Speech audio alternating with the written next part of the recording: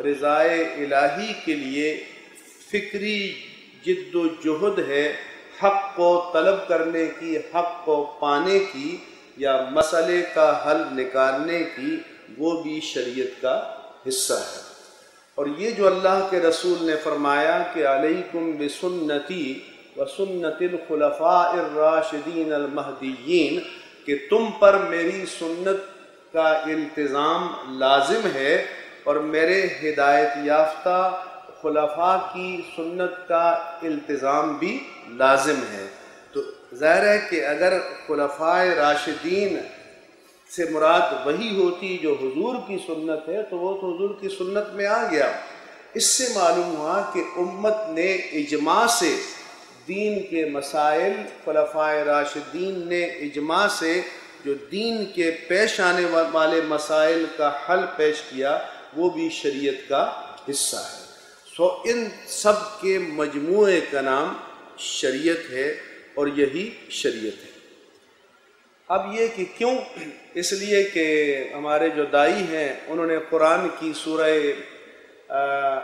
المائدہ کی آیات 44، 45، 47 کوٹ کر دی ہیں کہ وَمَن لَّمْ يَحْكُم بِمَا أَنزَلَ اللَّهُ فَأُولَٰئِكَ هُمُ الْكَافِرُونَ هُمُ الظَّالِمُونَ اور هُمُ الْفَاسِقُونَ، کہ جو اللہ تعالیٰ کی نازل کردہ شریعت یا احکام پر عمل نہ کریں تو وہ اگر اپنی کوتاہی کی وجہ سے نہیں کرتے تو ظالم ہیں، اگر اپنی سرکشی کی وجہ سے نہیں کرتے تو فاسق ہیں، اور اگر عناد اور انکار کے باعث نہیں کرتے تو وہ کافر ہیں۔ تو یہ حکم تو لہٰذا ہم پر لازم ہے کہ ہم اپنے آپ کو کافرون اور ظالمون اور فاسقون کے زمرے سے نکالیں۔ اور کیسے نکالیں گے؟ کہ ما انزل اللہ کے مطابق ہم فیصلہ کرنے کا انتظام کریں، انصرام کریں، سعی کریں، جہد و عمل کریں جو ہم پر اللہ تعالیٰ کی طرف سے لازم ہے۔ تو اس لیے شریعت کی اتباع بحیثیت مومن ہم پر لازم ہے۔ قرآن مجید میں اللہ جل شانہ کا فرمان ہے کہ وَأَنزَلْنَا إِلَيْكَ الْكِتَابَ بِالْحَقِّ مُصَدِّقًا لِمَا بَيْنَ يَدَيْهِ، کہ رسول ہم نے آپ کی جانب حق پر مشتمل، حق پر مبنی یا عین حق کتاب نازل کی جو اپنے سے پہلے موجود کتاب کی تصدیق کرنے والی ہے۔ وَمُهَيْمِنًا عَلَيْهِ، اور اس پر نگہبان بھی ہے کہ اگر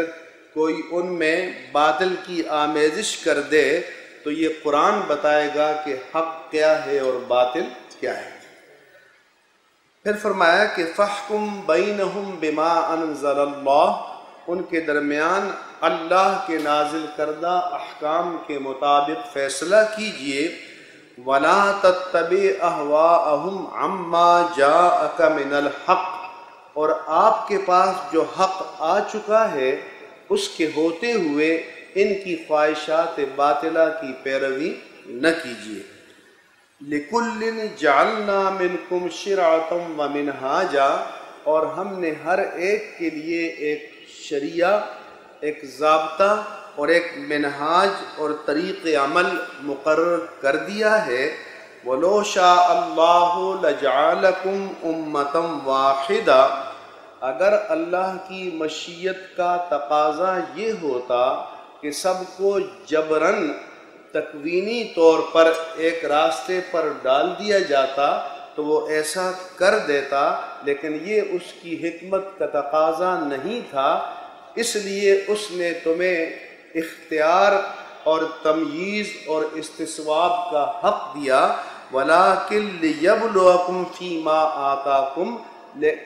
لیکن اس لیے تاکہ جو نظام شریعت تمہیں دیا ہے اس میں تمہیں آزمائے کہ کون مانتا ہے اور کون نہیں مانتا۔ فَاسْتَبِقُوا الْخَيْرَاتِ، سو تم نیکیوں کی طرف بڑھے چلو، آگے بڑھو۔ إِلَى اللَّهِ مَرْجِعُكُمْ، انجام کار تمہیں اللہ ہی کی طرف لوٹنا ہے۔ سب کو فَيُنَبِّئُكُم بِمَا كُنتُم فِيهِ تَخْتَلِفُونَ، جن امور میں تم اختلاف کرتے تھے وہ تمہیں بتا دے گا۔ فرمایا کہ شرع لکم من الدین ما وصى به نوحا، تمہارے لیے وہی دین مقرر کیا ہے جس کا حکم نوح کو دیا تھا، والذی اوحینا الیک، اور وہی جس کی وحی ہم نے آپ کی جانب نازل کی ہے، وما وصینا به ابراہیم وموسیٰ وعیسیٰ، اور جس کا حکم ہم نے ابراہیم اور موسیٰ اور عیسیٰ کو عطا کیا تھا، ان اقیموا الدین ولا تتفرقوا فیہ، اس تاکید کے ساتھ کہ دین کو قائم کرو اور اس میں تفرقہ نہ ڈالو، کبر علی المشرکین ما تدعوہم الیہ، جس دین حق کی طرف اے رسول تم دعوت دینے جا رہے ہو یہ مشرکوں کو بڑا بھاری معلوم ہوتا ہے۔ اللہ یجتبی الیہ من یشاء، اللہ جسے چاہتا ہے اپنی جانب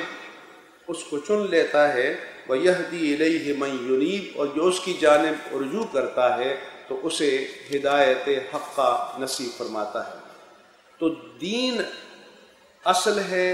دین ایک ہے، اور دین کا آغاز سیدنا محمد الرسول اللہ صلی اللہ علیہ وسلم سے نہیں ہوا، بلکہ حضرت آدم علیہ السلام سے لے کر ختمی مرتبت محمد الرسول اللہ صلی اللہ علیہ وسلم تک تمام کے تمام انبیاء کرام ایک ہی دین اسلام کے داعی تھے، اور اس دین سے مراد وہ بنیادی عقائد، بنیادی ارکان اور بنیادی اقدار ہیں، جیسے توحید پر ایمان، رسالت پر ایمان، قیامت پر ایمان، تقدیر پر ایمان، حشر پر ایمان، ہر دور کی عبادات پر۔ تو یہ اقدار مشترکہ، عقائد مشترکہ